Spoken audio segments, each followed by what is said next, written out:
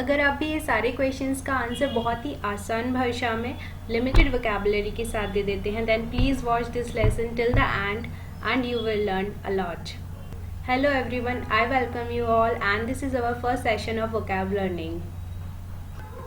आप very hot को 4 और स्ट्रॉन्गर एडजेक्टिव के साथ रिप्लेस कर सकते हैं. पहला है स्वेल्टरिंग.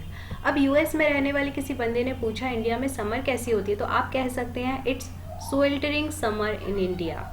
ओके, जैसे एग्जाम्पल से देखते हैं, the weather through late May and June is mostly sweltering and nobody has much energy for games. मतलब मई और जून के एंड मंथ में काफ़ी ज़्यादा स्वेल्टरिंग टाइप की गर्मी पड़ती है, तपती गर्मी पड़ती है और किसी में एनर्जी नहीं होती कि बाहर जाके खेल सके. नेक्स्ट है स्कॉर्चिंग. स्कॉर्चिंग का यूज़ हम तब करेंगे जब हमें किसी को डायरेक्टली अंडर सन वाली सिचुएशन बतानी है, यानी कि झुलसाने वाली गर्मी.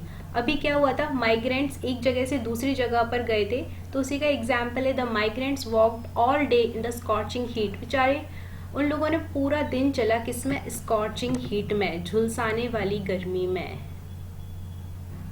अब नेक्स्ट सिचुएशन है, मान के चलो आपके ऑफिस का एसी खराब हो गया है और हम लोकल लैंग्वेज में क्या यूज़ करते हैं कि यार आज तो मेरा कमरा उबल रहा था. ठीक है, अब आप उसकी जगह वर्ड यूज़ कर सकते हैं ब्रॉयलिंग. ठीक है, एग्जाम्पल है the office was broiling because the air conditioner was not working. मतलब क्या मेरा ऑफिस ना उबल रहा था आज तो गर्मी के कारण क्योंकि एसी खराब हो गया था. तो आप यूज़ क्या कर सकते हैं, broiling. Next word is scalding. I am sure इस वर्ड को आप दिन में 4 से 5 बार यूज़ कर सकते हैं क्योंकि इंडिया में चाय के प्रेमी है ही इतने सारे. अब इस वर्ड को हम कब यूज़ कर सकते हैं, मोस्टली लिक्विड चीज़ों के साथ जो बहुत गर्म होती है, जैसे टी, कॉफ़ी, ऑयल, सूप. ठीक है, example is she took a sip of scalding tea. उसने गरम चाय का एक सिप लिया. या फिर आप देख सकते हैं यहाँ अ स्काल्डिंग बोल ऑफ सूप, यानी कि गरम सूप का एक बाउल. तो आप क्या किस वर्ड का यूज़ करेंगे लिक्विड गर्म चीज़ों के साथ, स्काल्डिंग. नेक्स्ट है वेरी कोल्ड को हम किस से रिप्लेस कर सकते हैं, देखते हैं. पहला है फ्रीजिंग. क्या होता है, लड़कियों को ठंड तो लगती नहीं है, अब वो चली तो जाती है बाहर और फिर किसी ना किसी को उन्हें अपनी जैकेट ज़रूर देनी पड़ती है. ठीक है, तो एग्जाम्पल है he put on this jacket it's freezing, frosty या फिर चिली. हम तीनों में से किसी भी वर्ड का यूज़ कर सकते हैं यहाँ आउटसाइड.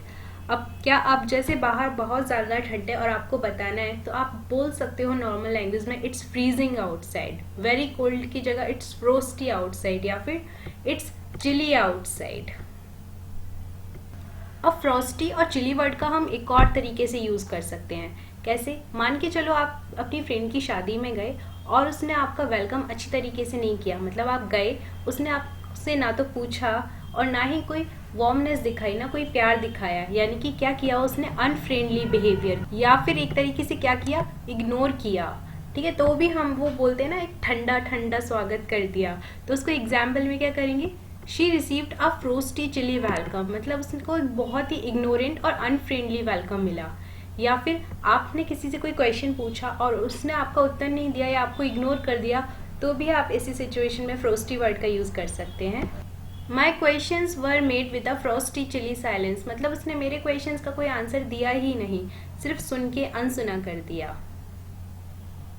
अब आप जब भी कभी ऑफिस से थक के आओ और कोई आपसे पूछे आज कैसा रहा दिन, तो प्लीज़ वेरी टायर्ड का यूज़ मत करना. आप यूज़ कर सकते हैं एग्जॉस्टेड, ड्रेन या फिर फटीग्ड.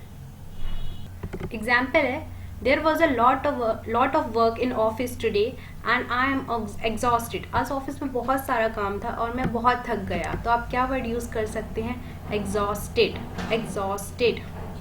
Next is drained. आपने वो ऐड देखा होगा ग्लूकोज का जिसमें एक बच्चे का पूरा ग्लूकोज कौन चूस लेता है, सूरज चूस लेता है. ठीक है, तो एक एग्जाम्पल है suddenly I am feeling totally drained.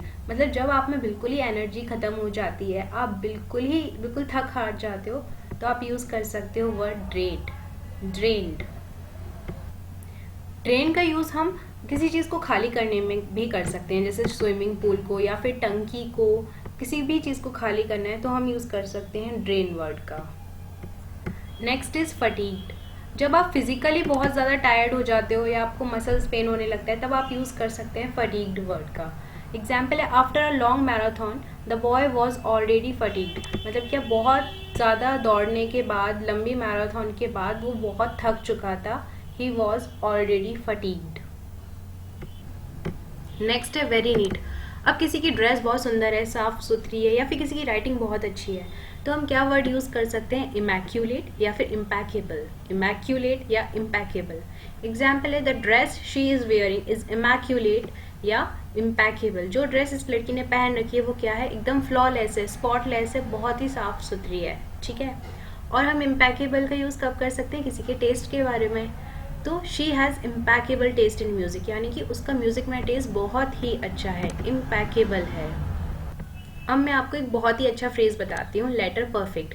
मान के चलो आप किसी डॉक्यूमेंट को पढ़ रहे हैं और उसमें कोई भी गलती नहीं है, हर छोटी छोटी स्मॉलेस्ट डिटेल भी है वो बिल्कुल सही है, एक्यूरेट है, तो आप उससे क्या बोल सकते हो? इसे the article you have written is letter perfect. मतलब जो भी आपने लिखा है, जो भी इस आर्टिकल में लिखा है वो बिल्कुल एक्यूरेट है, एकदम सही है। क्या है? Letter perfect.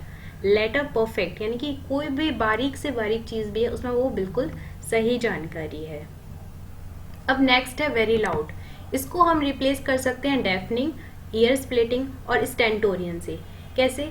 मान के चलो आपका घर किसी ऐसी जगह है जहाँ ऊपर से डेली प्लेन निकलते हैं, तो पहले दिन आपको अच्छा लगेगा, दूसरे दिन भी थोड़ी एक्साइटमेंट होगी, लेकिन तीसरे दिन से वो आपको एनोइंग लगने लगेगा, इतना ज़्यादा शोर होता है क्योंकि। ठीक है। तो एग्जाम्पल है the deafening roar of planes. Now अब लाउड वॉइस मत बोलना please. The deafening roar of planes यानी कि प्लेन्स की वो जो आवाज़ है उसको बोला गया है डेफनिंग, यानी कि कानों में चुभने वाली। ठीक है। नेक्स्ट है the noise of the machine was deafening. अब कभी कभी कई कारखाने होते हैं उनमें मशीनों की आवाज़ लगातार आती रहती है और वो वही कान फोड़ू होती है, तो उसे भी हम क्या बोल सकते हैं? डेफनिंग। दूसरा है ईयर स्प्लिटिंग।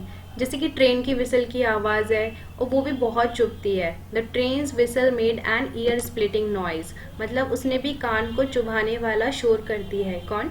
ट्रेन का विसल यानी कि उसकी सीटी।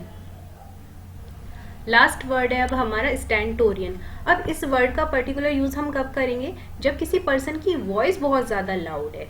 ठीक है। तो एग्जाम्पल है the leader spoke in a stentorian voice. उसने काफ़ी लाउड आवाज़ में अपना भाषण दिया, स्टेंटोरियन वॉइस। ठीक है।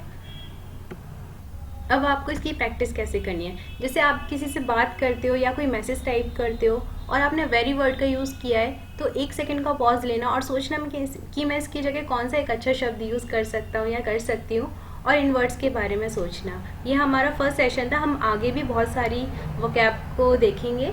सो अगर आपको ये वीडियो पसंद आया तो इसे लाइक कीजिए, शेयर कीजिए और सब्सक्राइब कीजिए। Thank you.